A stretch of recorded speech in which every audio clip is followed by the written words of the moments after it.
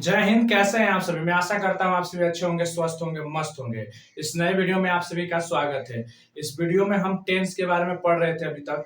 तो हमने एक पार्ट 1 कर दिया, पार्ट 2 कर दिया। अगर अभी तक आपने नहीं देखा है तो जा करके प्लेलिस्ट में उसका वीडियो है, इंग्लिश ग्रामर एंड ट्रांसलेशन करके वहां पर जाकर के पार्ट 1 पार्ट 2 देख सकते हैं। उसका एक पार्ट 3 है, मतलब टेंस टेंस क्या है, उसके प्रकार क्या है। फर्स्ट पार्ट में, सेकेंड पार्ट में है अफर्मेटिव सेंटेंस, उसके बनाने का नियम। उसके बाद सब सेकंड नंबर उसी में सिंपल प्रेजेंट टेंस में। जब सिंपल प्रेजेंट टेंस होता है तो उसमें चार प्रकार का हमको सेंटेंस पढ़ने को मिलता है। Affirmative sentence, negative sentence, interrogative sentence और WH क्वेश्चंस। इतने टाइप के मिलते हैं हमें बनाने को। तो उसमें सबसे पहले हम अफर्मेटिव सेंटेंस बना लिए हैं। अब हमारा दूसरा जो सेकंड रूल बनता है वो क्या होता है? Negative sentence. अब निगेटिव सेंटेंस का बनाने का मतलब पहचान कैसे करेंगे, पहचान करने के बाद उसका रूल क्या है, उसको बनाने का तरीका क्या है, आइए सब समझते हैं इस वीडियो में। अंत तक बने रहिएगा। देखिए, निगेटिव सेंटेंस ये किसमें हम लोग पढ़ रहे हैं? अभी हम सिंपल प्रेजेंट टेंस। हम अभी क्या पढ़ रहे हैं? सिंपल प्रेजेंट टेंस पढ़ रहे हैं, ठीक है। उसी में हमारा निगेटिव सेंटेंस पढ़ रहे हैं और ये हम लोग का पार्ट नंबर 3 है, ठीक है, जिसमें हम निगेटिव सेंटेंस के बारे में जानने का प्रयास कर रहे हैं, ठीक है। आइए समझिएगा निगेटिव सेंटेंस। नकारात्मक वाक्य जिसे हिंदी में कहा जाता है। नकारात्मक वाक्य का मतलब इतना समझ ही लीजिएगा कि जिस सेंटेंस या जिस वाक्य में नहीं का प्रयोग किया गया हो। क्या प्रयोग किया गया हो? नहीं का प्रयोग किया गया, ना का प्रयोग किया गया। उस सेंटेंस, उस वाक्य को क्या कहेंगे? नकारात्मक वाक्य या निगेटिव सेंटेंस। जैसे मैं बोलूं राम घर जाता है, राम घर जाता है, लेकिन उसी का मैं निगेटिव में बोल दूं कि राम घर नहीं जाता है। नहीं जाता है मतलब देखिए इसमें नहीं आ गया ना, इसलिए निगेटिव सेंटेंस हो गया, ठीक है। तो आइए सबसे पहले इसका बनाने का तरीका सीख लेते हैं, समझिएगा। पहचान समझ गए हैं। निगेटिव वाला रहेगा तो उसमें नहीं जरूर आएगा, ना का प्रयोग रहेगा, नहीं का प्रयोग रहेगा, ठीक है। ओके, ले लिया जाए, एग्जाम्पल ले लिया जाए। ही पढ़ता हूं, मैं नहीं पढ़ता हूं। ये कौन सा सेंटेंस हो गया? ये निगेटिव, नहीं आ गया ना यहाँ पर, तो ये आपका निगेटिव सेंटेंस हो गया। ओके, अब देखिए इसको रूल क्या है बनाने का। रूल भी समझ लेते हैं, नियम समझ लेते हैं। क्या नियम? इसका नियम क्या है समझिएगा। इसके नियम हम क्या करेंगे कि सबसे पहले लिखते हैं सब्जेक्ट। ओके, सबसे फर्स्ट ऑफ ऑल सब्जेक्ट लिख देंगे। उसके बाद क्या करेंगे, यहां पर ध्यान दीजिएगा, सब्जेक्ट के बाद आपको डू या डॉज, डू या डॉज, सब्जेक्ट प्लस डू या डॉज प्लस नॉट, ठीक है, प्लस प्लस वर्ब वन, सिर्फ क्या लगेगा? Verb one plus object plus dot बिंदु, लास्ट में क्या लगा देंगे? डॉट, ठीक है। तो ये हम लोग का कौन सा हो गया? ये हम लोग का हो गया निगेटिव सेंटेंस बनाने का रूल। ये हम लोग का क्या हो गया जी? निगेटिव सेंटेंस बनाने का रूल, ठीक है। नहीं प्रयोग हुआ है और लास्ट में ता हूं, तो ये तो सिंपल प्रेजेंट टेंस में ही आ रहा है। तो सिंपल प्रेजेंट टेंस के निगेटिव क्या होता है रूल? कोई पूछेगा तो क्या बताइएगा? सब्जेक्ट प्लस डू या dose plus not plus verb one plus, इसमें याद रखिएगा जब नहीं लग जाएगा ना सिंपल प्रेजेंट टेंस में, निगेटिव वाला में, तो आपको सिर्फ याद रखना कि वर्ब वन लगेगा। क्या लगेगा? सिर्फ सिर्फ वर्ब वन का प्रयोग करना है, याद रखिएगा वर्ब वन का प्रयोग करना है। अब थोड़ा सा यहाँ पर एक चीज आपको खटक रही होगी दिमाग में, थोड़ा सा तो दिमाग में एक चीज खटक रहा होगा।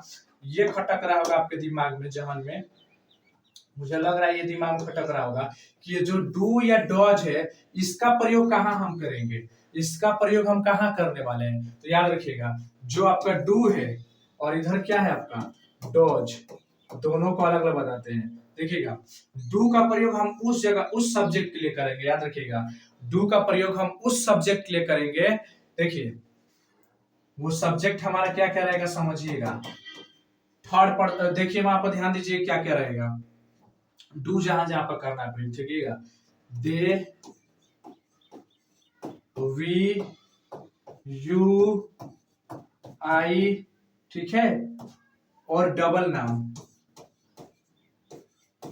डबल, ट्रिपल या एक्सेट्रा एक्सेट्रा कोई नाम,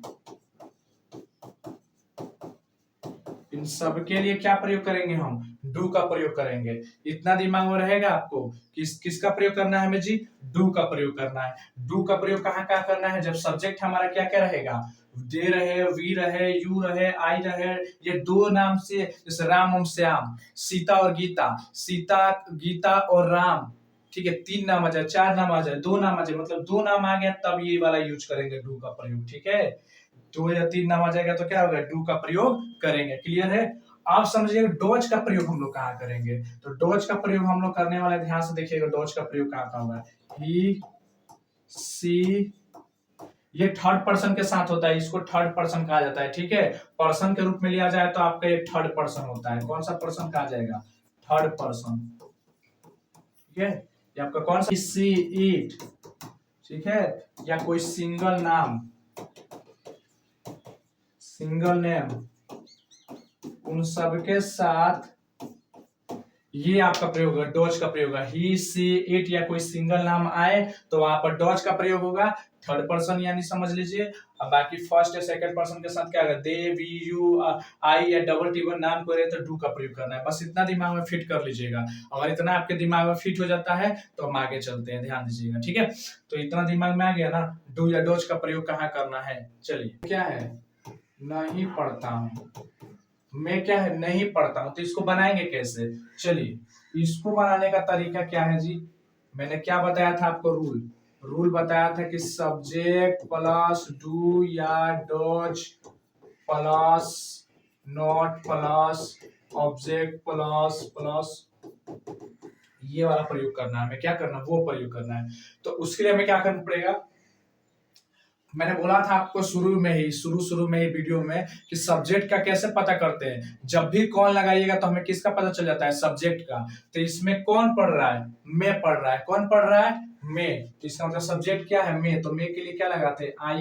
आई हो गया। अब बताइए आई के साथ क्या लगेगा? डू लगेगा कि डॉज लगेगा? आई के साथ डू लगेगा, डॉज लगेगा? तो देख लीजिए आई क्या ये रहा, तो आई के साथ क्या लगेगा? डू, तो डू हो गया। नॉट है तो नॉट तो लगभग करेगा 100%, ठीक है। नोट तो नोट लगभग करेगा, उसको से भर, उसके सॉरी उसके प्लस, उसके बाद आता है note plus verb one plus object plus ये वाला आ जाएगा। तो उसके बाद क्या आएगा? Object plus note plus verb one plus object plus ये आ जाएगा। तो यहाँ ध्यान दीजिएगा, सब्जेक्ट हो गया, ये हो गया, ये हो गया, नोट हो गया। अब वर्ब वन पढ़ना का क्या होता है? रीड होता है। तो क्या लिख देंगे? रीड। क्लियर? यहाँ पर डॉट लगा देंगे, खत्म। मैं नहीं पढ़ता हूं तो आई डू नॉट रीड। इसका क्या हो जाएगा?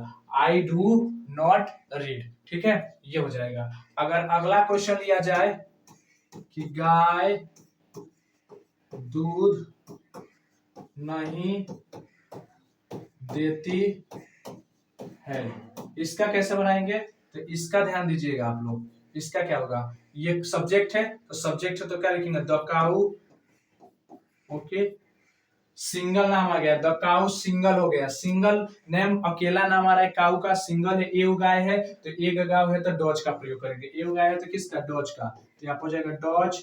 फिर उसके बाद किसका प्रयोग करेंगे? नॉट का प्रयोग करेंगे, तो नॉट हो गया, ठीक है। उसके बाद दूध देना, देना का क्या होता है?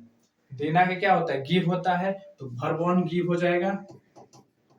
उसके बाद क्या है? ऑब्जेक्ट क्या है हमारा? मिल्क है, तो हम लिख देंगे MILK, मिल्क।